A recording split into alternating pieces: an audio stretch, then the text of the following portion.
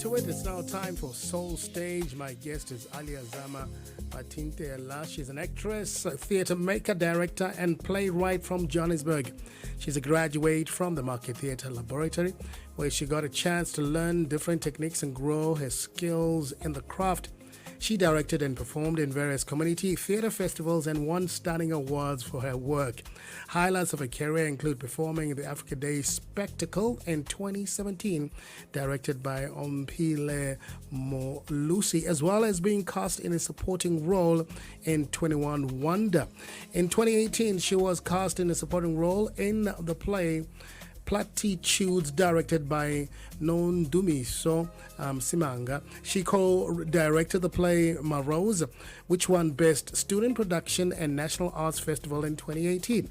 She also directed Currently Gold, which won a Standard Bank ovation at the National Arts Festival, which was also nominated for 3 Naledi Awards in 2019. In 2021, she performed in the Gauke, written and directed by Tabang Kabo Hope, and Text Me When You Arrive, which she also co-created.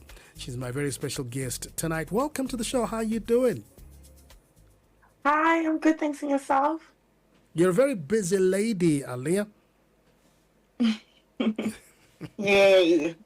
Yeah, it's good to be busy. It's good to be busy. So let's go straight into it. You devised and wrote Text Me When You Arrive with Sibahle and Tuli. Where did the idea for this play come from? What was the motivation? At the time, I was working on a series on various series on GBV, and the cases were rising, and it was the time of Uyunene. And there was a lot of hashtags happening online, hashtag be vigilant, hashtag be careful, look out. And I had an ick, like an urge, each to speak back. And the best way I know how is to use what I know best, which is my creativity. And I was like, girls, let's say something. And we went into the room, and Text Me was born. Yeah. So is it quite a popular thing that happens when a young lady is in distress and she has friends? You make sure that when she arrives, she gets to text back? 100%. Okay. Well, the play uses a very playful... look after each other. Do you do it all the time? Yeah. Yes. It's like, hey, make sure, like, are you okay? Text me when you get home. Let's find out if you're okay. Don't you guys do it? I guess. Guys are like, hey, see you tomorrow. Good, Be bye. lucky if you don't. Yes. All right. So the play uses a playful YouTube channel to talk about serious issues. And these, like you're saying, violence is a really serious social problem these days. Why did you choose that format to explore gender-based violence? I think it was also still inspired by the hashtag be vigilant, hashtag look out, and we felt like we should use a tool that's accessible, which was social media, Yeah, so we found it easy to play around with the style of social media and bringing it also to the theatre. Yeah. I hope I'm answering your question. Yeah, I'm a bit nervous. Apologies. It's all right. Oh, you look fantastic, by the way. All right. So as a Thank writer and you. performer, all right, what was the hardest part about turning real day experiences of South African women into theatre? Is it difficult? I think the first part that was difficult was unpacking our own traumas, unpacking how has it felt to be a woman in South Africa living in a climate of GBV. I think that was the hardest part, because we had to be open first with ourselves before we were able to approach other women and say, okay, can you please tell us your story? So there's things that we realized that we're not dealt with, or things that like your memory just, covers them up. And yeah, I think being vulnerable in order to start the conversation, I think that was the most difficult part. Yeah. So you use physical theater and satire in this particular production. Do you think it will be well received by the viewers? Yes, so far it is. I think in especially home in South Africa, we enjoy physical theater. Also because we don't have money. So how can you make pieces carry on and live on? And we found out that, we use our bodies. We're very much also inspired by Rosa Albert. And then we also chose satire because we're like, okay, we're dealing with such a heavy topic.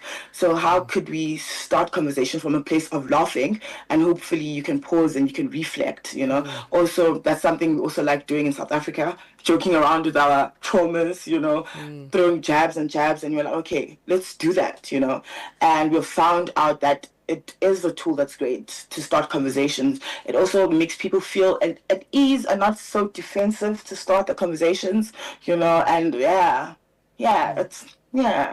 Sounds interesting. Yeah, I look forward to seeing this play in theaters very, very soon. What has been your most memorable moment about Text Me When You Get There? What do you most remember? Um, there's this one time we performed in the streets with a piece, um, and I remember we're performing to an audience that wasn't necessarily theater goers.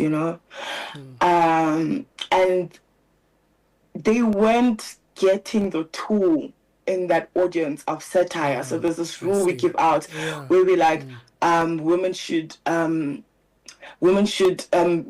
feminism in the house, no, but feminism in the street, yes.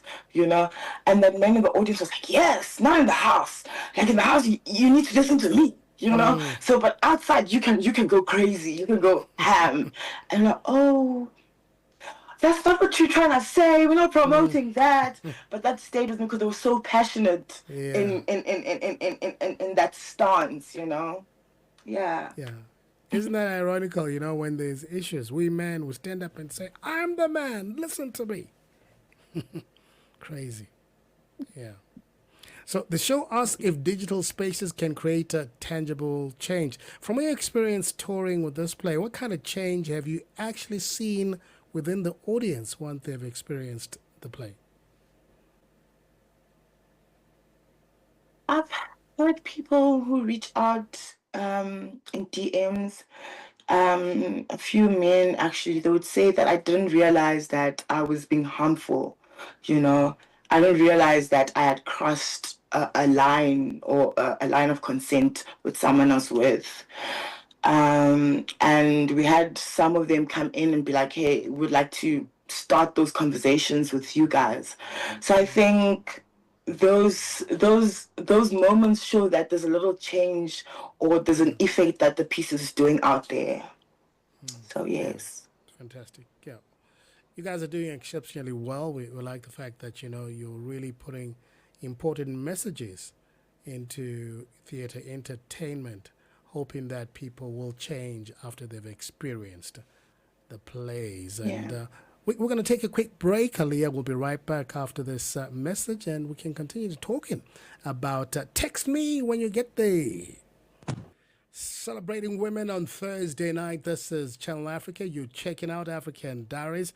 And one beautiful and talented young lady is with us tonight. Her name is Aalliyah, and we're talking about her latest creation. So you've taken the play to schools, corporate venues, festivals. Where have you gotten the best reaction so far, Aalliyah?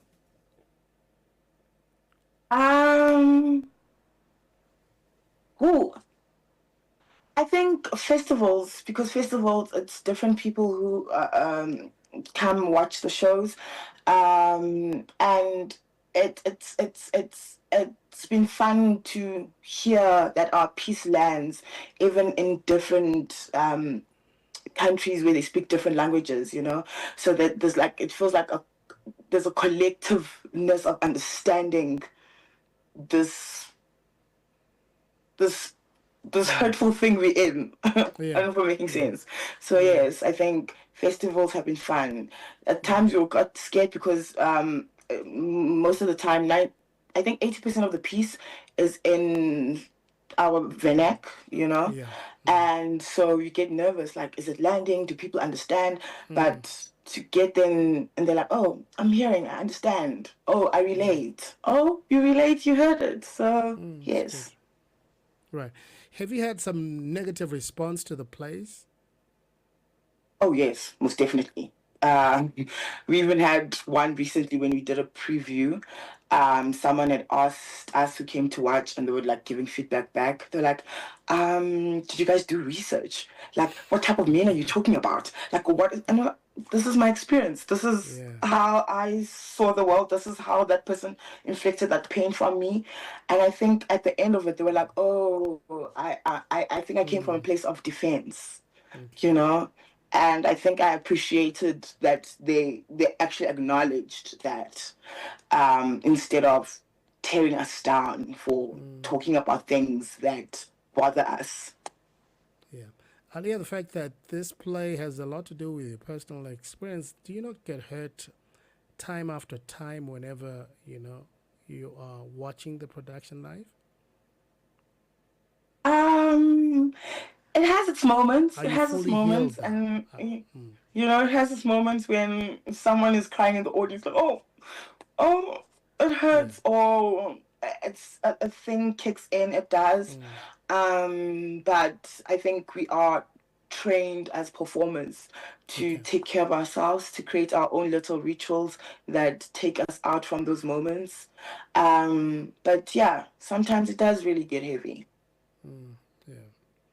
So, since the 2019 workshop at Market Theatre Laboratory, the play has grown a lot.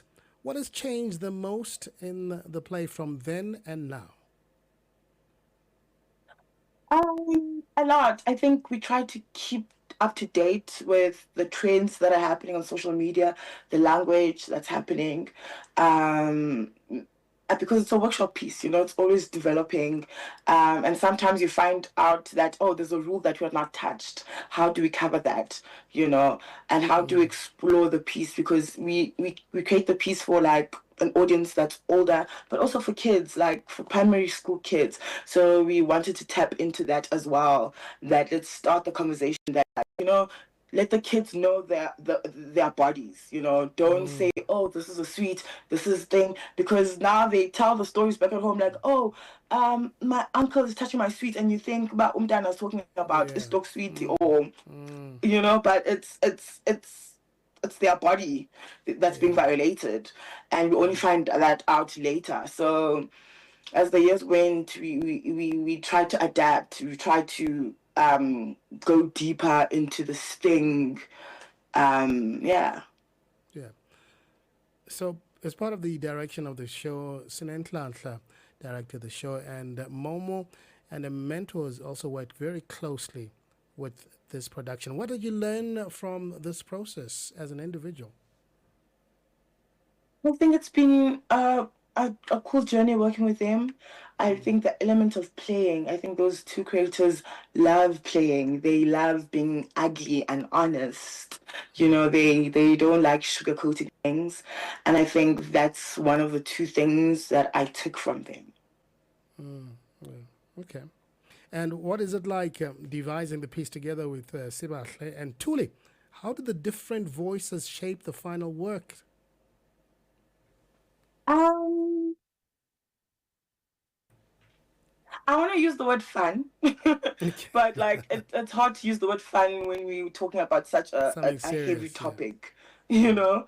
But I think also because we're friends, and it started from a place of like, hey, oh, what's eating you? What did your mom tell you to protect yourself by?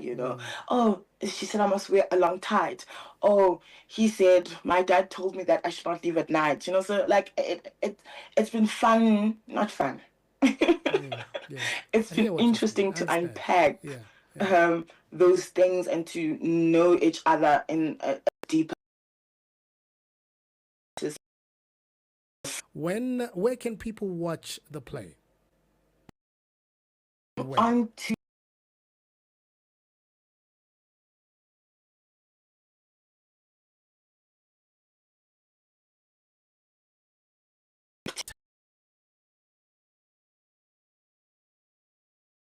time, and we'll see you at the State Theatre. Cool. And thank you. Thank you for having me. Thank you so much. All right. This right here is Channel Africa. It's now 11:30.